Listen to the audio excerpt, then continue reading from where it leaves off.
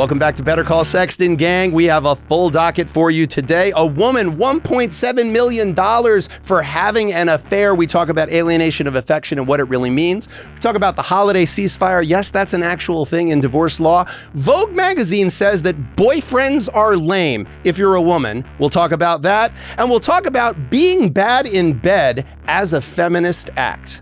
An interesting theory. Plus, we got some viewer submissions. We got a Sexton-ism. We got a full docket today. Let's get after it.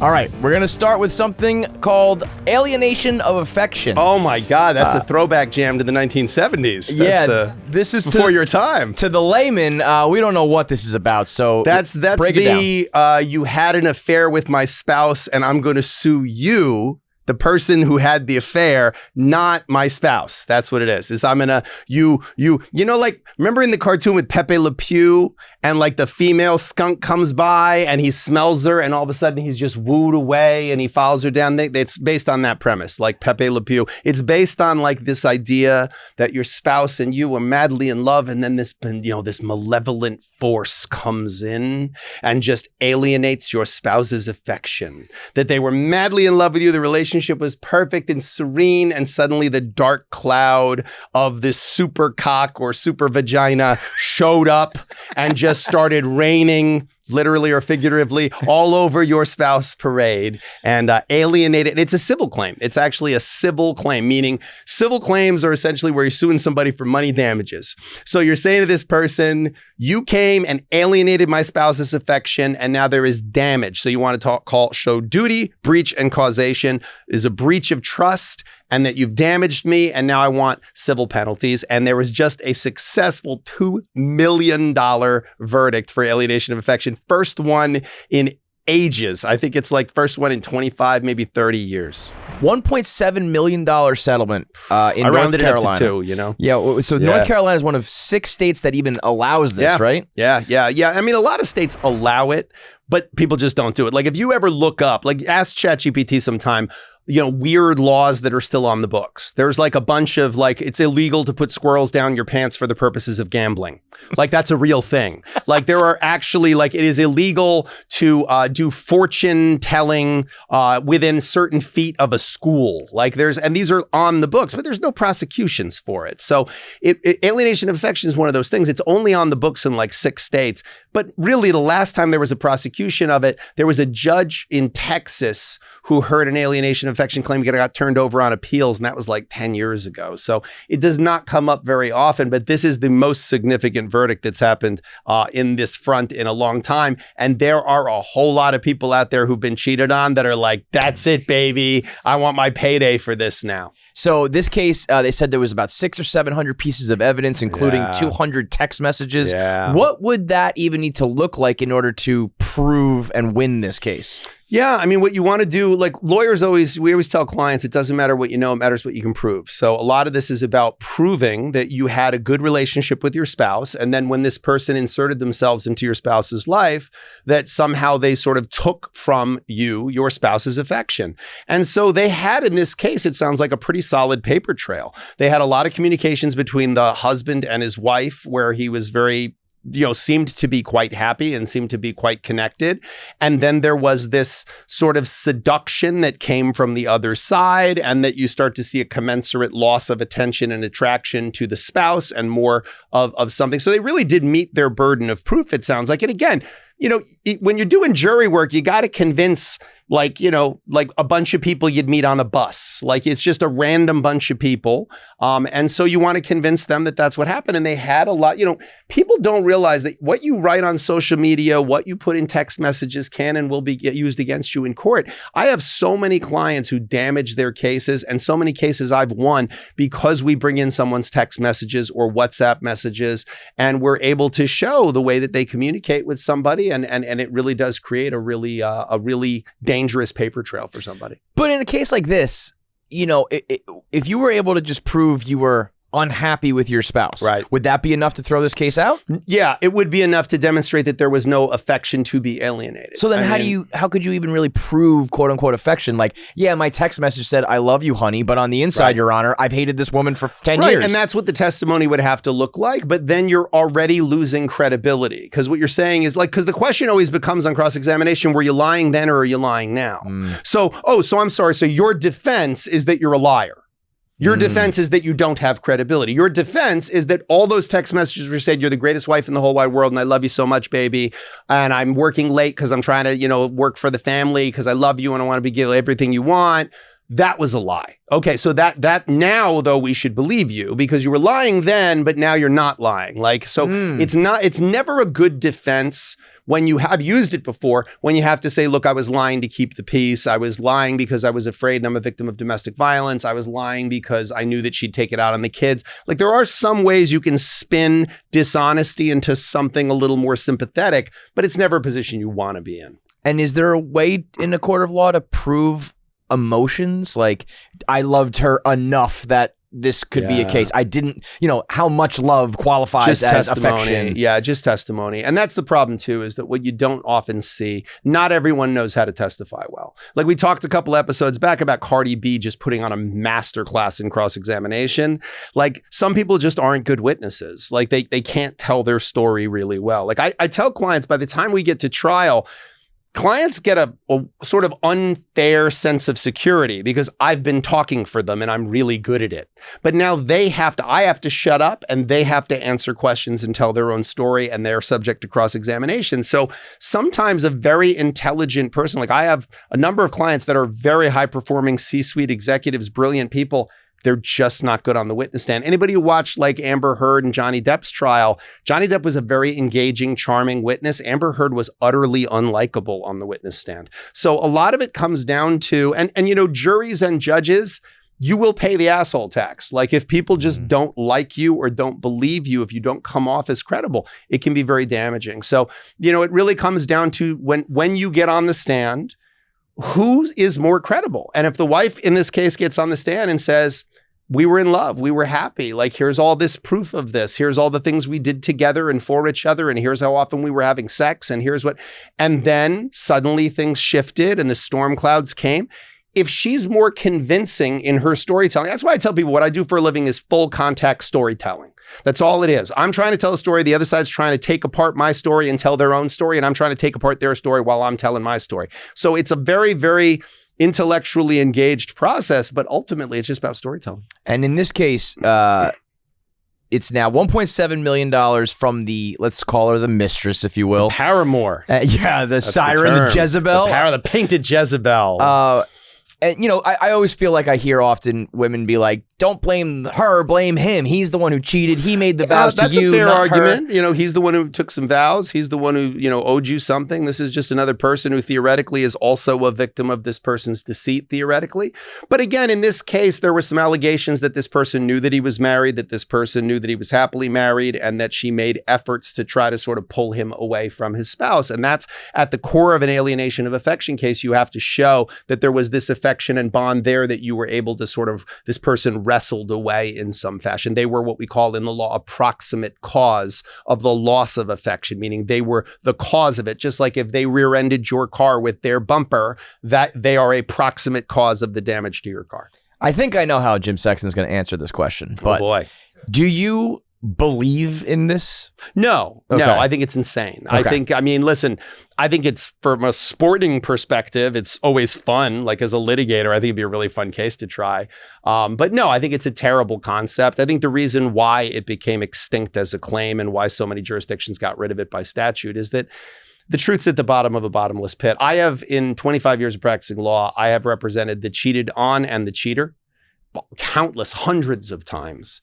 And I can tell you that, it's just not that simple. Like, it's just not that simple. Like, people go, relationships fall apart the same way people go bankrupt, very slowly and then all at once.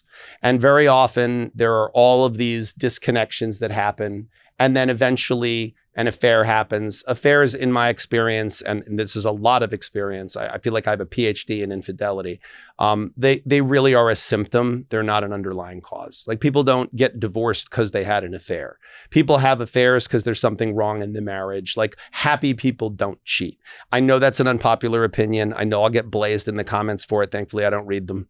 But ultimately, like, yeah, look, I know you want to believe that everything was fine and then this person came along and ruined your relationship. That's easier to hate that person and blame them than it is to say, oh no. And also, by the way, it comforts us to think that, like, we have some control. We could just keep our spouse away from other people and other potential mates, that somehow they won't get wooed away. It doesn't work that way. Like, it really is about disconnection between people. And that creates a vulnerable state that, you know, nature abhors a vacuum and people's hearts abhor a vacuum too. Last question on this before we move on. So you've represented the cheater and the cheatee, but have you ever represented the paramour in a case like this? I have, in where they're called in as a witness. Sometimes people try to weaponize the divorce process and custody process, and they try to bring the paramour in for the purposes of showing, like, wasteful dissipation of marital assets, that they spent money on the boyfriend or girlfriend, or they try to bring them in on a custody case and try to show that, you know, they have skeletons in their closet and therefore are dangerous to the children.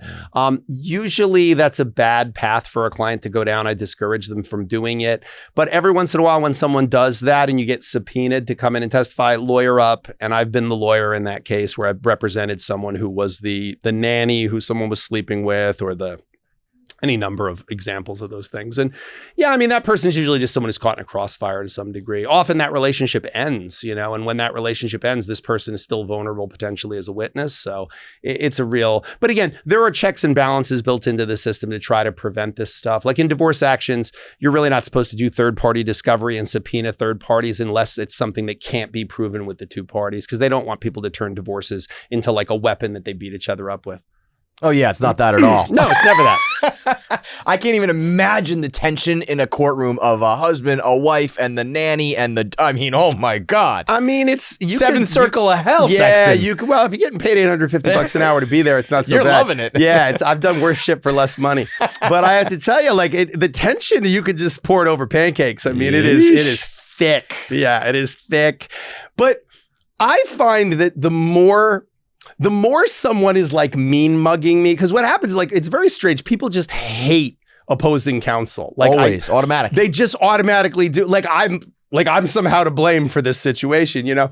And the more that somebody mean mugs me, like, the more that I just am like chipper, you know, the more that I'll sort of look at them. If it's a guy too, there is something in me that's sort of like when no one else is looking, I'll look at them and I'll go like, you know, and I'll give them like the little, like, you know, like I'll give them a little smirk, and then they're like, "What is he doing?" I'm like, "What? Excuse, what? What are you talking about? I had something in my eye. What are you talking about?" You know, like, but it really is like it amps, you know, it amps up the conflict a little bit, and sometimes that's strategic. Like, sometimes I want to rattle this person's cage. I've a couple of times rattled somebody up so bad that they blow up in the courtroom, and then I go, "Your Honor, look at how this person, they can't control themselves even with court officers. Or can you imagine how it is at home? You know, for every cockroach you see, there's 50 in the walls. He's sitting here in a court of law and can't control himself. Can you imagine what my client must go through?" And then when they leave, I'm like, "Bye, see ya." Oh my God, Sexton. Yeah. The number one reason you need to hire Jim if you're in the situation is just so the other side doesn't hire him. You know what I mean? It's not even that I want you working for me. It's that I don't want you working for him. Yeah, no, that's actually, there's something to that. You know, I've actually had people who like hire me early in the process, and they're like, "I'm not even sure if I'm getting divorced, but I do not want you representing my spouse." And I find that very flattering. Also, by the way, you're getting divorced. If you retain Sexton, you're getting divorced. Came in. Well, I mean, look, I don't make it rain, I sell the umbrella, but I will definitely say to anybody who comes in, I'm like, yeah, you'd rather have me at the table than have you be on the menu. It's good. So when you say, I don't make it rain, but I sell the umbrella, are there ever moments where you're like, so you said you're making $850 an hour. I'm selling the umbrella, but are there ever moments where you're like, I wish it wasn't raining? I don't care how much I'm making. I don't care that I'm winning this case. This is so tense and this is so ugly. I don't want any part of this anymore. No, I think I'm just really used to the clay of conflict, and like I see myself as the outcause in these situations a lot. Like, it's really my role. I don't try to amplify conflict unless it has a strategic purpose. Like, most of the time I'm trying to sort of figure out a way to navigate both sides through this situation, and in a way that will preserve the connections that they still have with each other, especially if they have kids. They're going to be grandparents together. I'd rather someone hates me than hate their co-parent. Like, if you can vilify me and fit me with horns, that's great. You're not going to have to sit next to me at your kid's high school graduation. You never have to see me again. Like, so I'd rather that this person hate me. Let me be the whipping boy. Like, let me be the person who they blame for the whole thing. That's great, because then they're not going to have grandkids with me. Like, they don't have to deal with me. So that's fine. I can carry that weight. But no, I don't really. There are times where both sides are being so petty that I find myself almost throwing my hands up and saying, like, because very often we will have two very reasonable lawyers on a case and two clients that are totally unreasonable. And the two lawyers are like arguing against our own interests because these people want the conflict to just amp up, and we get paid for the conflict, and we're trying to talk them out of litigation.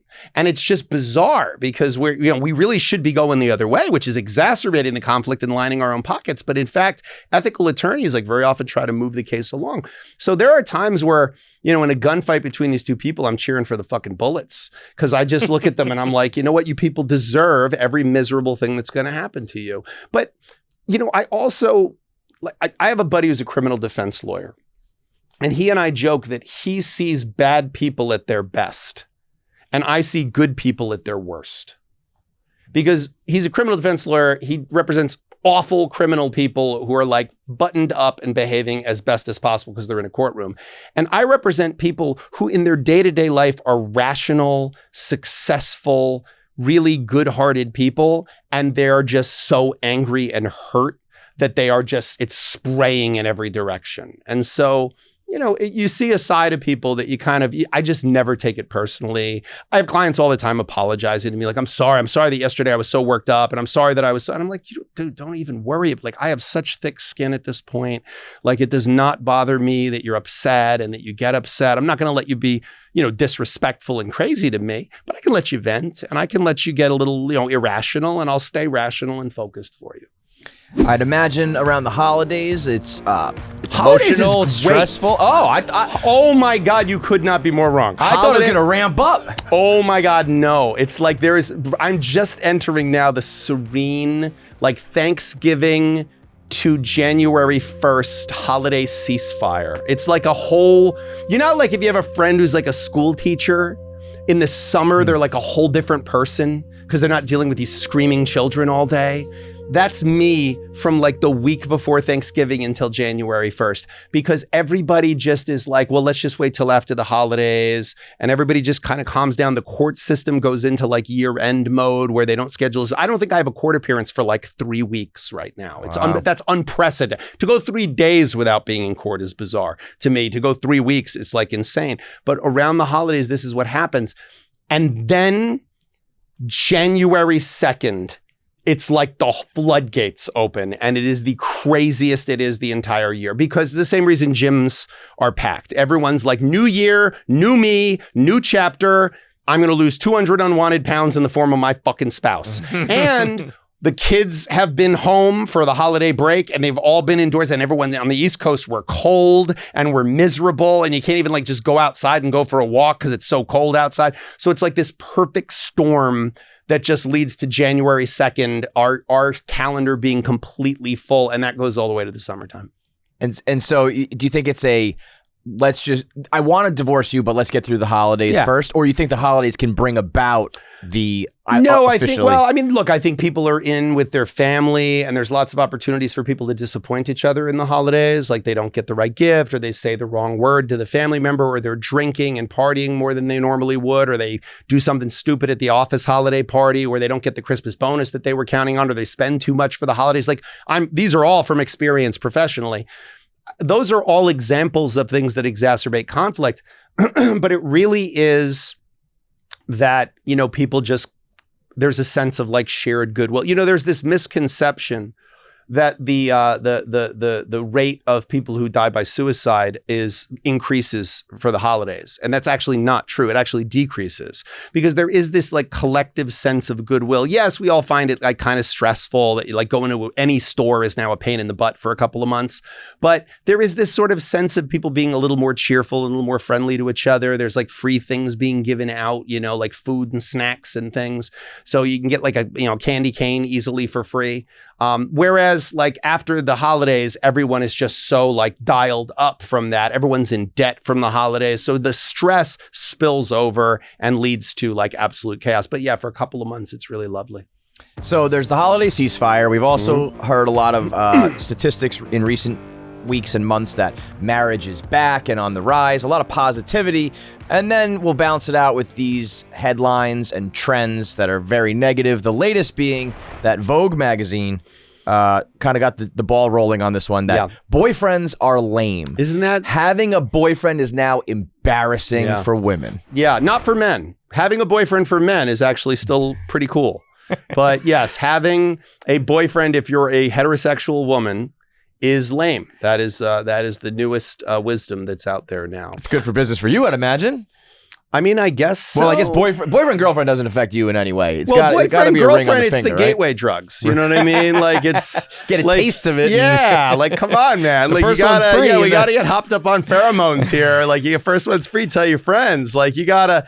Like if I was looking to facilitate my business, I wouldn't be going to bars, like going up to women going, you could do better. I would just be encouraging people to like get together. Like Valentine's Day is the best day for my business because it's the day where people start getting hopped up and making bad decisions that ultimately lead to them getting the government involved, that ultimately get me involved when that falls apart. So like love is the greatest thing in the world. Cupid is like God needs the devil. You know, without the bad guy, like there's nothing. Batman would just be sitting around if it wasn't for the Joker. Like he'd just be a dude in tights, you know, which is again popular in Chelsea, but it wouldn't be something that would get him a lot of screen time. So like we need people to fall in love, you know, so that they can make that journey down the aisle, so that they can make that journey into the courthouse. This notion, though, for women, I feel like it's the other side of the coin of kind of what the loneliness male epidemic. Yeah. That's the struggle that young men are going through, learning to deal with their emotions and trying to balance being traditional but progressive. Yeah. That's the male plight. And now it seems to be that women are taking on this idea of, after what I feel like hundreds of years of like, I want to find a man, I want to get married, I want to find my soulmate. Now this generation seems to be going the other direction. Like, I don't need that. And as a matter of fact, I think it's lame that you do that. You know, I think this is optics and not reality. Like, I think this is we want to say men are lame and we don't need them. Right, but you do. Right? Like, because then read the rest of Vogue Magazine. Like, the rest of it is all like 15 ways to please your man. Like, so I get the whole, like, I want to be the kind of person who thinks boyfriends are lame and doesn't need men. I get it. You get a large group of women together and they'll be like, I don't need no men. Men suck. Da, da, da. And then the next day they're like, men didn't call me. You know, and it's like, well, wait, I thought you didn't need men. And we like it. The problem is, in the current zeitgeist, every headline basically boils down to men suck. Like that's just, it boils down to that. Like, and so, you know, it gets some press time, it gets some coverage. Everyone's like, oh, boyfriends are lame. Okay, cool. Boyfriends are lame. Like, it's like, you know, I don't know that men are out there going like, God damn, like I really wanted committed relationships. Like I didn't want all this like sex being thrown at me randomly. Like that's not what I want. I've been dreaming of my wedding day since I was a little boy. Never heard any man say that ever in their whole life. That is a game of chicken that the girls do not want to play. Because guys okay, we'll just keep it casual and not be in a committed relationship. Oh no. I do a lot of prenups. And I this is the time of year where I do a whole bunch of them because a lot of people get engaged in the fall. I guess fall content, it looks good on Instagram. I don't know. But I just, or right before the holidays, people get engaged. So I do a lot of prenups because if you're smart, you get engaged, you do your prenup right away, so then it's done. And while everybody's still hopped up on the excitement of the engagement and not stressed about planning a wedding, and then that's done, you put it in the safe and the wedding's a year out or 8 months out or whatever out. And now you can just focus on the fun stuff because you got the legal stuff just knocked out. So I have a bunch of women though that are overplaying their hands, like that they are just like, well, did it? And I've had I had a guy email me today who said like, yeah, listen, like tell them if they don't modify those things, they got to let me know within the next day or two because I have to cancel some vendors for the wedding. And I was like, oh shit. Like, look, classic rule of negotiation. Whoever was ready to walk away from the table has leverage in the negotiation. If you're willing to walk off the lot, you have leverage over the car dealership. Like whoever is ready to walk away from the deal has leverage. And do not play chicken with guys over like, well, then I guess we won't be able to get married. He's not going to be like, not that. Oh no. Like I was counting on it. Like I've been dreaming of myself in a tuxedo for years. Like it's just not a thing. Like it really turns into like, yeah, I'm sorry. I guess we can't get married then. That's really unfortunate. I was looking forward to it. Well, along the same lines here, here I guess is kind of a tangible example of this. This is from Harriet Richardson on Instagram. She's an author, and it seems like a poet and an artist and all those things. And she wrote this on her Substack. She came up with the idea that she's going to intentionally be bad in bed as her final feminist act. This article or this Substack basically said she realized that she was never having sex for herself. She was always performing for the male, meaning pull my hair, slap my ass, let's dirty talk, because these are all the things that the man wants. And now she has decided I'm gonna wet blanket it. I'm gonna starfish, pillow princess in bed because that's what I'm making that choice, and that's my feminist act. This is why she and I broke up. Because all the pull my hair, smack my ass part, that was the previews. And then she's like, hey, how do you like my new poem? And by the way, I'm just going to lay here now. And I was like, all right, Harriet, thanks a whole lot. By the way, there's still people named Harriet. That feels good. Yeah. It feels good to know that. Like that you're like only a Harriet would be this story. There'd be no Brittany who decided this, there'd be no Lindsay who decided this, it's a very Harriet move, But again, it feels like one of those things like, if that's your strategy against men, I just don't think this is going to go the way you think it's going to go. Like I don't think that that's a great move. I mean, look, I certainly think there is something to be said. I just finished reading Louise Perry's book, The Case Against the Sexual Revolution. And I have to tell you, it is a very, very well written and extremely pro-feminist book. But it basically says that the sexual revolution was bad for women. Like basically saying to women like, yeah, you can be like degenerates who just like to have sex and don't have any commitment, just like men can be. Wasn't honest about what most women really want. Like that's something a lot of men want is like sex without commitment and with lots and lots of partners. And that isn't actually something that most women find satisfying. So saying that, well, you can be as awful as men now isn't really a form of empowerment. So look, I think there is something to be said for if you are betraying your emotional state by feeling like you have to perform like an actress in bed. And that's taking away from your enjoyment of your experience. I think there's something to be looked at there. There's value there. I don't think that that's in and of itself like a stupid or selfish or short-sighted act. But saying, well, I'm just going to intentionally be bad in bed, like, well, then maybe just don't have sex with men at that point. Like, that's okay. Like, you may have relationships with people that are asexual that'll be enjoyable, or, you may just say, okay, I'm just not going to have relationships with people. But to intentionally sort of, subterfuge your partner's experience, like, it doesn't really seem like a very sensible thing to do. I think that the level of jumping through hoops that sort of the pornification of sex has created for people, I do think people now have had exposure to such amounts of pornography from such a young age that a lot of women think the way they're supposed to act is the way women act in pornography, which is predominantly made for men. And the way that men think sex is supposed to be is the sex that they're seeing in pornographic films. And I don't think that's necessarily true. I actually think that, if you think about the kind of sex that's happening in pornography, it's really designed what looks good, what's visually compelling. Like I was watching a video, Lad Bible, who I've done an appearance with before. They have these like honesty box interviews. They did one with me. It's worth looking up. One of them was with a porn director. And he basically said the sex that looks good actually isn't like the most fun. Like no one's having fun in reverse cowgirl. No one's one's having fun. The guy can't see anything worth seeing in reverse cowgirl.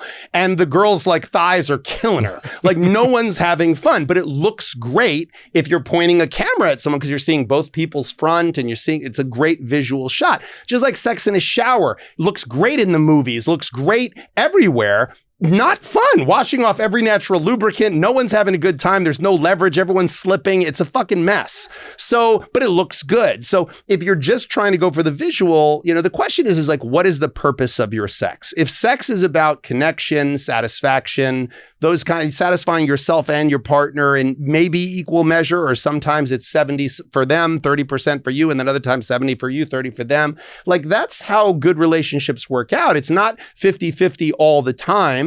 It's 80-20 sometimes, and then, you know, 30-70 the other times in the other direction. And ultimately, over a long enough timeline, everyone's feeling like their needs are being met.